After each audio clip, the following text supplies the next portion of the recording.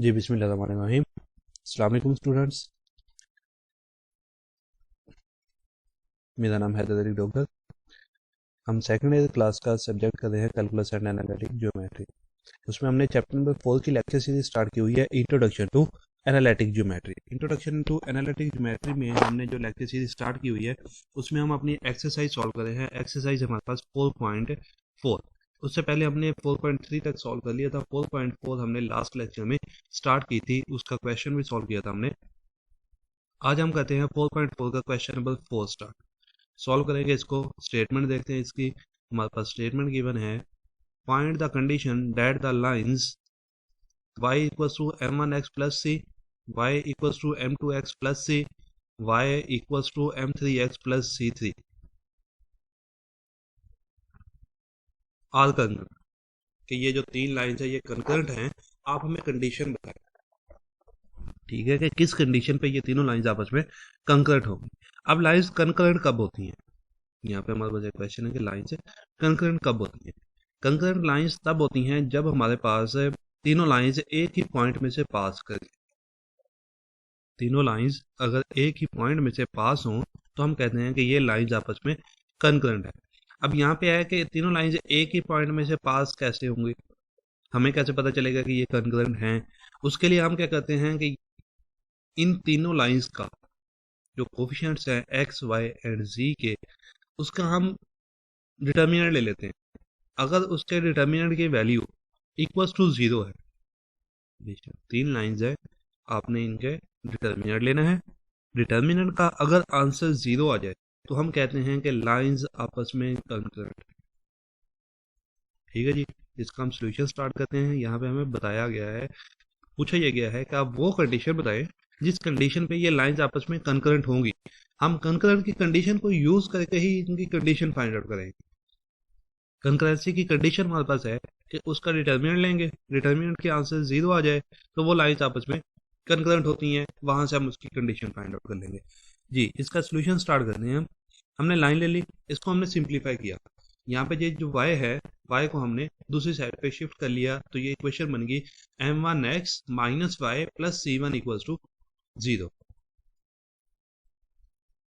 Next आ जाएगा L2 m2x minus y2 plus c2 equals to zero.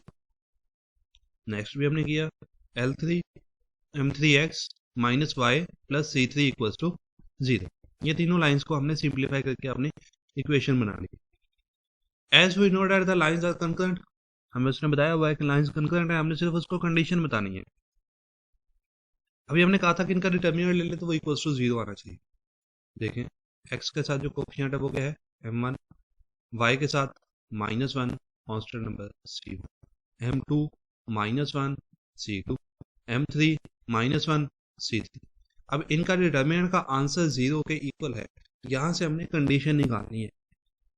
ठीक है जी। इसको हम डायरेक्टली एक्सपेंड भी कर सकते हैं या हम इस पे प्रॉपर्टी अप्लाई करके इसको सॉल्व कर लेते हैं। हमने प्रॉपर्टी अप्लाई कर दी R2 minus R1 R3 minus R1। हमने इसको सिंप्लीफाई कर लिया क्योंकि इसकी एक्सपेंडिंग थोड़ी सी मुश्किल हो सकती थी।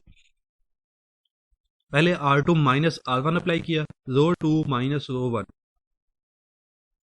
रो 2 के हर एलिमेंट में रो 1 को माइनस करते हैं। M2 माइनस M1 आ जाएगा, -1 प्लस 1 जीरो आ जाएगा, C2 माइनस C1 आ जाएगा। नेक्स्ट भी करेंगे तो M3 minus M1 -1 plus 1 zero आ जाएगा, C3 माइनस C1। ये इस पे हमने प्रॉपर्टी अप्लाई की तो हमारा नेक्स्ट में आंसर है। अब इसको हम एक्सपेंड कर देते हैं। एक्सपेंडिंग बाय R1 वही है, इसको अगर R1 से एक्सपेंड करते हैं तो हमारे पास ये इक्वेशन बन जाएगी। फर्स्ट डिजिट एक्सपेंड करना आप लोगों को आता होगा, ये फर्स्ट टाइम में हमने पढ़ा था। 3/3 ऑर्डर का मैट्रिक्स है, उसको हम एक्सपेंड कर M1, ये भी कैंसिल, ये भी cancel, remaining zero multiply by this zero, zero multiply this zero. -1 था, सेकंड नंबर पॉजिटिव होता है तो पॉजिटिव आना चाहिए। M2 minus M1 multiply by C3 minus C1 minus M3 minus M1 multiply by C2 minus C1 minus C1, ये भी cancel, first भी कैंसिल, zero multiply this zero, zero multiply this zero, equals to zero. हमारे पास zero minus zero करेंगे तो zero m से 1 से मल्टीप्लाई होगा तो भी जीरो हो जाएगा, ये लास्ट नंबर भी हमारे पास जीरो हो जाएगा। ये दरमियान वाली हमारे पास इक्वेशन बची है। देखिए हम इसको भी सिंप्लीफाई करके लिखें जी।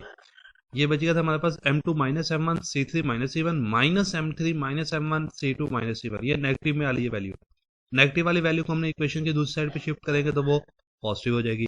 ये वैसे की वैसे आ गई हमारे पास m2 minus M one C three minus C one equals to m3 minus M one C two minus C one which is the required equation. यही हमारे पास रिक्वायर्ड इक्वेशन।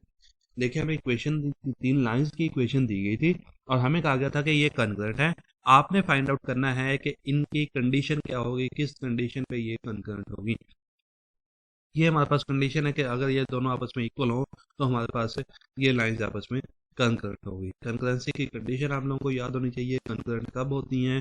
अगर तीनों लाइंस एक ही पॉइंट में से पास हों तो वो कंकरेंट होती हैं।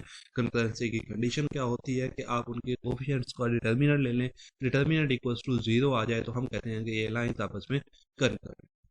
नेक्स्ट जो क्वेश्चन है वो आपकी असाइनमेंट है, वो है क्वेश्चन नंबर 5। सेम इसी मेथड से वो क्वेश्चन है। Determine the value of p such that the lines 2x minus 3y minus 1 equals to 0, 3x minus y minus 5 equals to 0, and 3x plus py plus 8 equals to 0 meet at a point। कि ये एक ही point पे मिलते हैं। एक ही point पे मिलते हैं का क्या मतलब है कि ये आपस में कंकरेंट होंगे। सेम पीछे वाला क्वेश्चन है, हमें तीनों इक्वेशंस दी गई हैं। हम इन तीनों का डिटर्मिनेंट लिखेंगे, डिटर्मिनेंट को इक्वल्स टू 0 लिखेंगे, डिटर्मिनेंट को एक्सपेंड करेंगे, हमारे पास वैल्यू आ जाएगी p की। देखें इसमें हमारे पास डिटर्मिनेंट बनेगा क्या? रो 1 बनेगी 2 माइनस 3 माइनस 1, r2 बनेगी हमारे पास 3 माइनस 1 माइनस 5, रो 3 बनेगी 3 p एंड 8। उसको आप एक्सपेंड करके इक्वल्स टू 0 लिख के आप एक्सपेंड कर देंगे जैसे हमने लास्ट क्वेश्चन में किया है। वहां से आपके पास p की वैल्यू आ जाएगी जो कि हमारे पास अननोन है और हमने value of p he determine करनी है, वही हमने फाइंड आउट करनी है। ये था आपका आज का लेक्चर जिसमें हमने क्वेश्चन नंबर 4 और 5 किया जो हमारा कंकरेंट से रिलेटेड था या कंकरेंसी की कंडीशन को यूज करते हुए ये सॉल्व हो रहा था। इससे रिलेटेड बेटा कोई भी क्वेश्चन हो तो आप लोग पूछ सकते हैं। नेक्स्ट हम इसको जो क्वेश्चन रिमेनिंग है इस एक्सरसाइज के वो नेक्स्ट लेक्चर में करेंगे। ओके, अल्लाह हाफिज़।